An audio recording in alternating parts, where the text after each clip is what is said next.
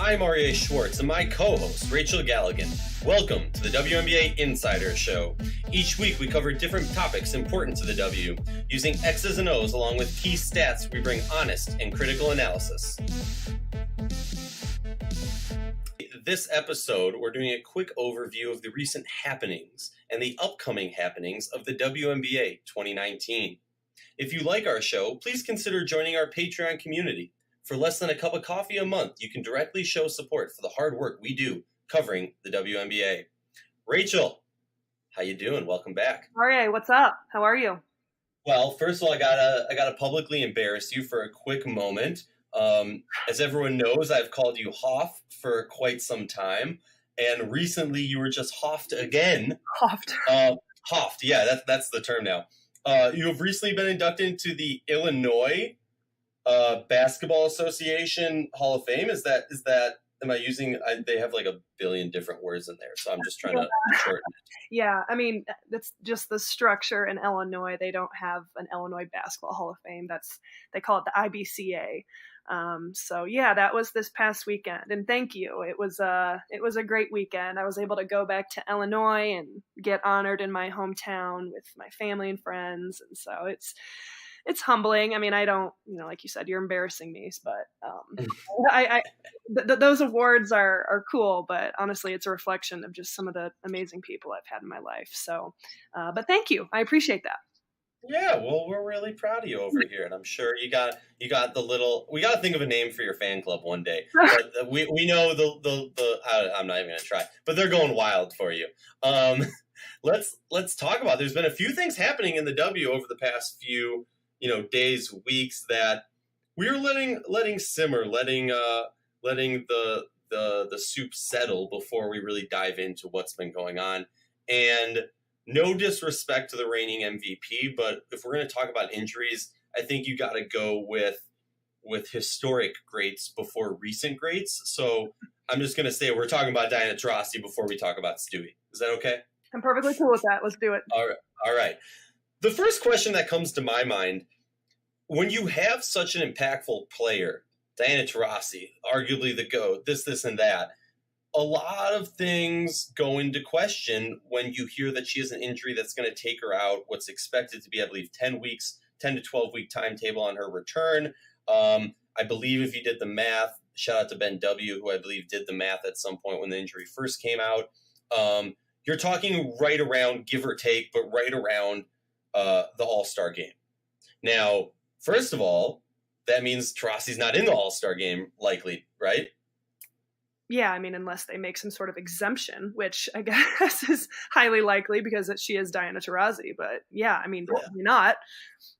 I hope they don't make the exception, mostly because I just think this is going to be not only a great season for young stars to break out in the league, but Stewie's missing, possibly Liz, yes, Maya, and yes, Taurasi is missing from the All-Star game, or presumably. That leaves a lot of open spots for new young talent to come in and get that national spotlight of the All-Star game on them. So I'm really excited for that. But back to the Taurasi injury. Rachel, do you think this injury affects the Mercury's chances of winning the championship this year? Honestly, I've gone kind of round and round with this a little bit in my mind. When I first heard about it, I was kind of like, okay, that's really unfortunate. What is going on this year? This is just going to be an absolute wild summer in terms of just everything that's going on in the WNBA. We'll obviously get to that here in a little bit. But I think with Taurasi, she has such an impactful presence, not just on the court. We all know that. I'm not saying anything anyone doesn't know. But in the locker room, in practice, on the bench. And as we all know as well, this Phoenix Mercury team is loaded. And we go down the line. I mean, obviously, Brittany Griner, they acquired Essence Carson. We would talk about DeWanna Bonner, who had just an absolutely incredible year last year. There's so much talent on this Mercury team. And you combine that with the fact that the league, in my opinion, has been just blown wide open in terms of who can go get this championship. I do think, obviously, you can't deny that it hurts Phoenix in some ways. She's arguably the greatest player of all time who's going to be on the bench, but she's going to continue to impact this team in so many did I just make up a word? Non-tangible ways, intangible ways. I think that's a word. It's what we do on here, right? So I think that, obviously there's going to be, when she comes back in July, it's going to take a little bit. But I think they've all played together for what feels like forever. I really feel like she'll kind of slide right in there effortlessly. The rest will be good for her. I don't think it'll take her very long to get her legs back from underneath her. Honestly, I started out being a little bit worried about this, but now I'm not. I think this is a loaded Mercury team that knows how to respond to a situation like this. I hate to say it, but I got to agree with you. I mean, it's if you had ever spoken to me about a Mercury team in the past and said Taurasi's going to miss, quarter of the season up to the All-Star game, something like that, whatever, to me, that would have doomed this team. But when you look at it, and I know in the past she has had some nicks and bruises and whatever you want to call it, but if you look at this team, something for me that's always been obvious is one glaring hole. Last year, they looked pretty good. Then they have an injury to Little, and that causes, a whole world of issues, if you will. But now this offseason, obviously excluding the Taurasi injury, could not have gone better for this team. Mm-hmm. I'll start off with the obvious one that everyone's going to hate me for saying, because you always want to beat the best to be the best. But having the reigning MVP from the team that looks poised to have a long stay at the top, the Seattle Storm, having their best player go down with injury, I don't want to say it's a good thing, but that's got to be looked at as a positive for the Mercury, who are that close to beating this team. And you would think, just as far as like power rankings and whatnot, they leapfrogged Seattle in my mind. Then you move on to the fact that they're able to get a great player off the bench, in essence Carson. And then you look at, and we've talked about this, you look at their draft night and just, wow, this team has gotten so much better off during the offseason. I agree. That I personally don't think Taurasi missing a large portion of time is going to have that big of an effect. And bold prediction, I think it will honestly be better for the team.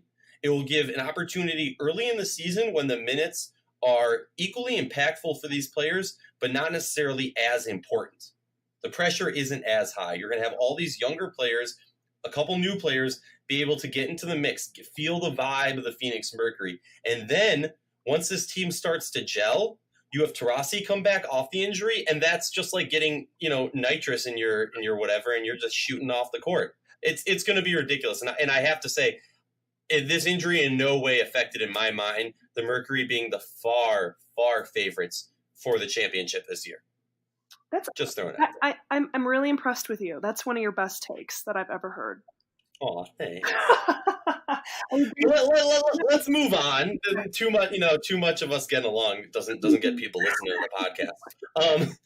Brianna Stewart goes down with a scary and sad and just really, excuse my language, shitty injury. I mean, towards the end of her overseas season, she was just having a historically amazing run. Her team ends up losing the game to add insult to injury. Obviously, heart goes out to her. I hope her speedy recovery. There is that asterisk of what that type of injury does to a player's, mobility and career lifespan, if you will, if that makes sense. Mm-hmm. Just because this isn't one of those injuries that's like, oh, rotator cuff, or it's like a rotator cuff in baseball a few years ago. This seriously affects a pitcher. Let's real quickly, Rachel, you as a player moving past injury, I'm sure you've seen some similar injuries. What are your thoughts about the Stewie injury? Well, I mean, it's heartbreaking, from so many fronts. We're seeing the most dominant player in the game right now who is at her peak and goes down with this injury. I mean, you can't really put that into words in terms of just how devastated you are. But, on the flip side, you've got to, I look at Brianna Stewart and she is such an anomaly, from her physicality, from her skill, everything. I believe wholeheartedly she'll come back and make a triumphant return and everything's going to be, who knows, probably, she probably could come back and be even better what she was before. I'm going to choose to believe that. And if anyone can do it, it's certainly going to be Brianna Stewart. So, the silver lining in the cloud of this is, it's going to allow kind of what you talked about with Phoenix and with other, really across the league again, opportunities for other players to step up and fill a role. Let's not deny the fact that this is the Seattle Storm team. Yes, they just lost the most dominant player in the world, but at the same time, they've got arguably the greatest point guard of all time in Sue Bird. They return Natasha Howard, who is as dominant as arguably anyone else inside in the interior last year. You're bringing back Jewel Lloyd, who has MVP caliber showings and appearances. So this is a highly talented Storm team. I think it's just going to look different. The makeup of it's going to look different. The dynamic is going to look different. But, there's a lot going up there in Seattle right now. You can even talk about Dan Hughes, with his cancer diagnosis. And I think you see teams, and my heart goes out to Coach as well in his battle. And I know everyone's kind of rallying around him, but you see instances like this amongst teams where there's a sickness or there's tragedy or there's something really unfortunate that happens. And a team will have the ability to really rally around one another and start to outperform kind of what everyone thought they could have done.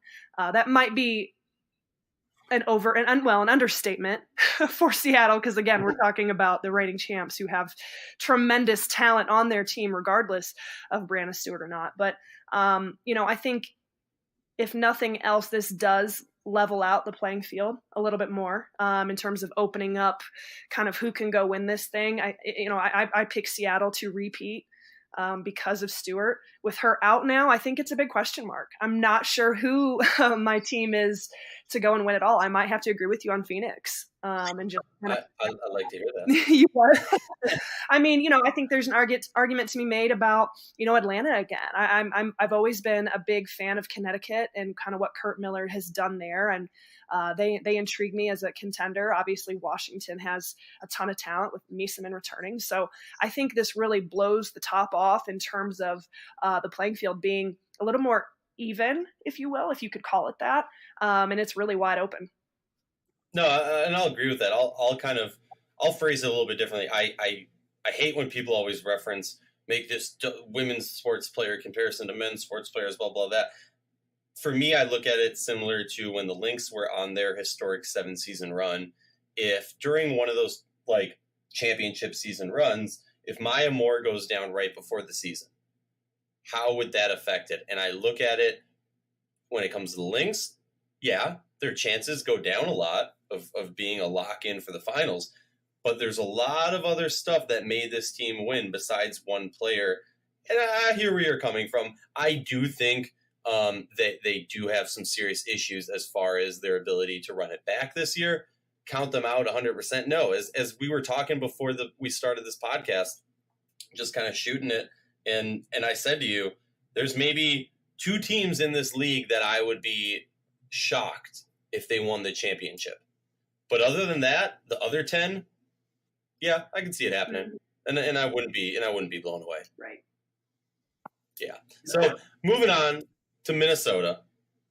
And this kind of ties in, but first we're talking Minnesota and the Odyssey Sims trade. We'll get into LA later, don't worry. But the first thing I want to pose is, this is an odd year.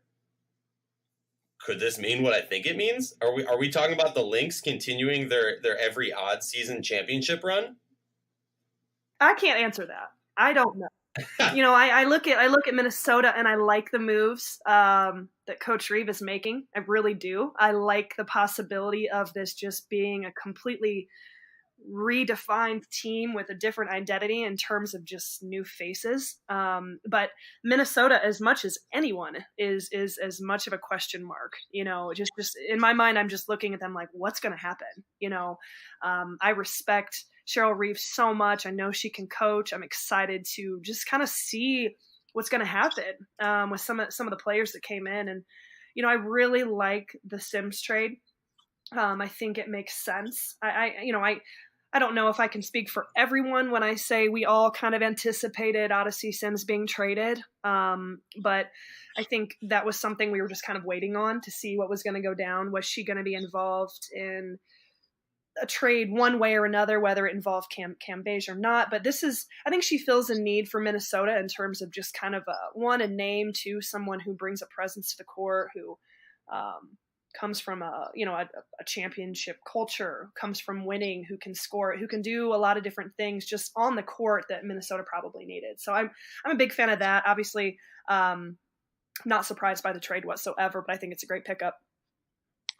Yeah, no, I think it's a great pickup.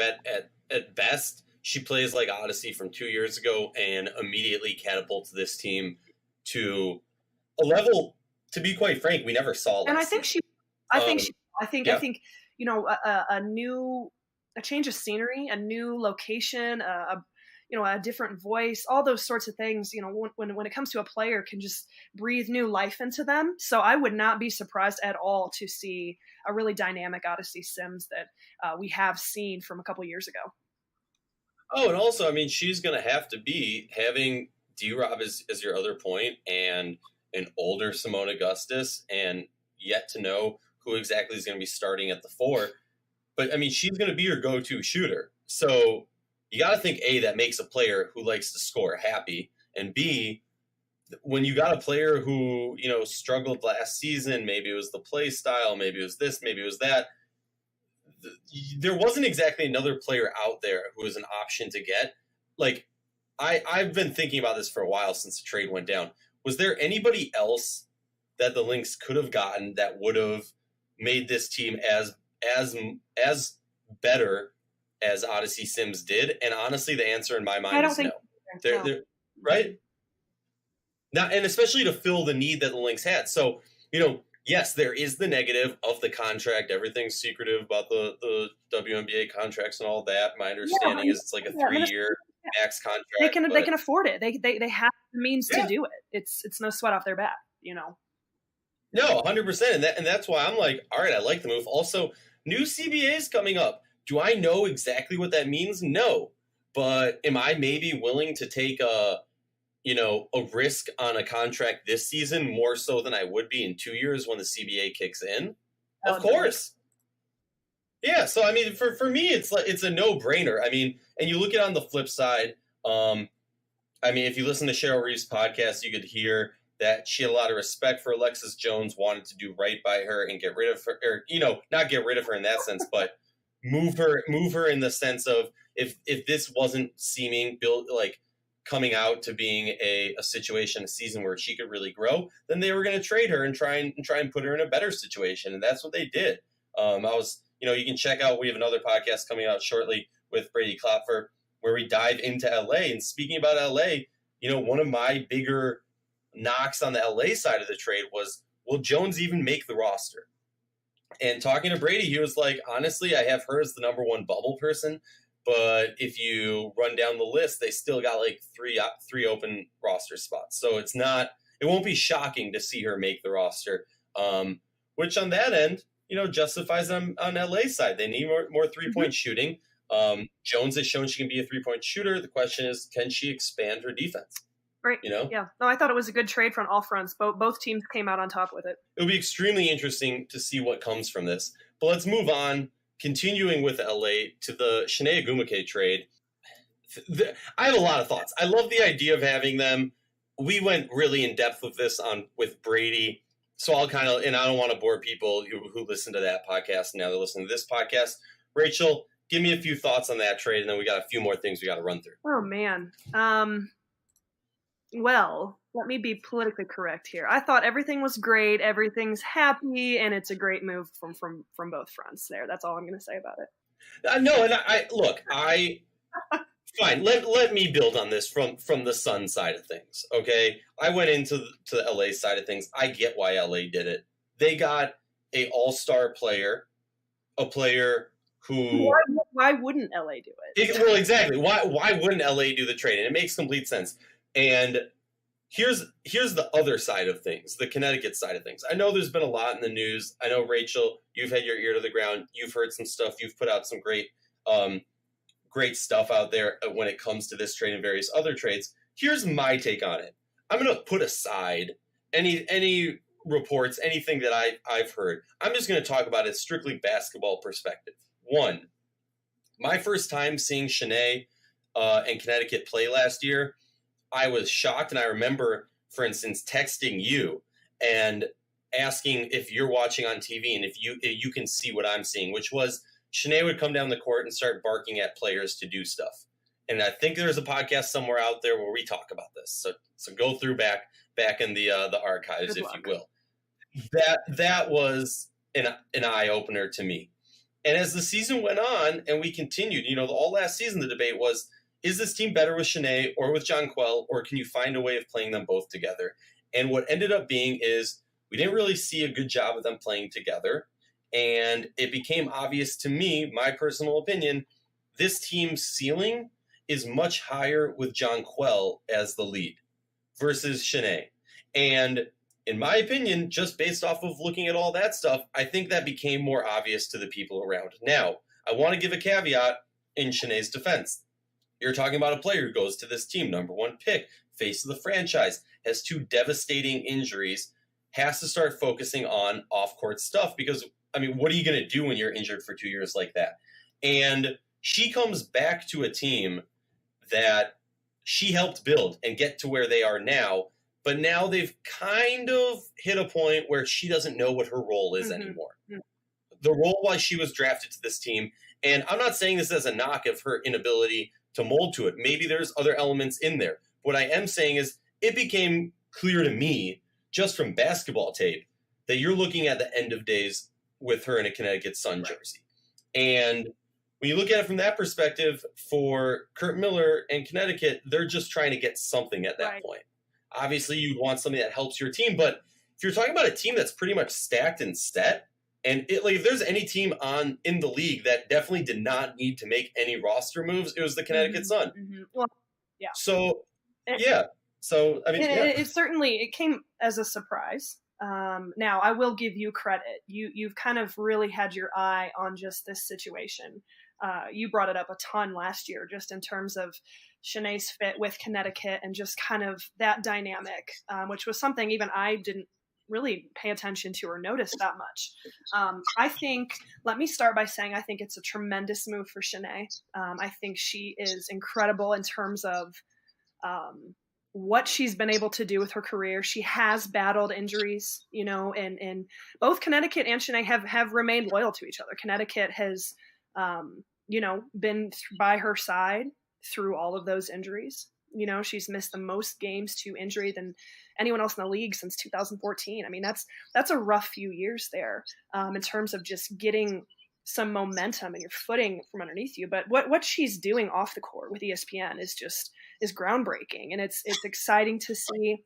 I'm so excited for her, and I think she does such a tremendous job with that. So that opportunity for her to focus on that one way or another, whether it's Connecticut or in LA with ESPN, the opportunities in both, I think is great. I think it works out tremendous for her in LA to be able to play with her sister. That's an honest, wholehearted desire for a player, who arguably, who knows how much time either one of them necessarily has left. An opportunity to play together is priceless. So I think it's a really great move for her. I think you bring up some really good points about where does she fit on this Connecticut roster with a team that we can all say looks like it's going to be built around JJ in the future, and just kind of the presence that she brings. And I just think, to put it in coaching terms as best as possible, I just think that both kind of have outgrown each other.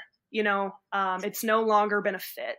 And so to part ways, whether it was something that was requested or forced by Shanae's side, which has been put out there by myself, no one corrected me. If anybody does want to correct me, you do know my number. You can reach out to me. I do think that it's the best move for both parties involved. Connecticut's going to be fine. They've got tons of talent on that roster. Curt Miller knows exactly what he's doing. I look for them to finish at least in the top 3 of the league this year, in my opinion. And I think with Shanae, going to LA and being able to have maybe not necessarily a defined role right away, because this is a very new LA team on many fronts. but understanding that she's going to get an opportunity to play with her sister, maybe taking a lesser role because of X, Y, and Z. She just has a better understanding of, like you said, this team is not necessarily going to just be built around her like it originally was intended to in Connecticut. Yeah, and I do want to say, because you brought something else up that is extremely important to me. I want to say 3 years ago, I sat here and I said, Connecticut's going to blow people away. They are going to contend for a championship. When about 3/4 of the way through the season, and I wasn't looking as crazy as most people thought I was at the time, and then I don't want to say tanked, but they just kind of dropped off.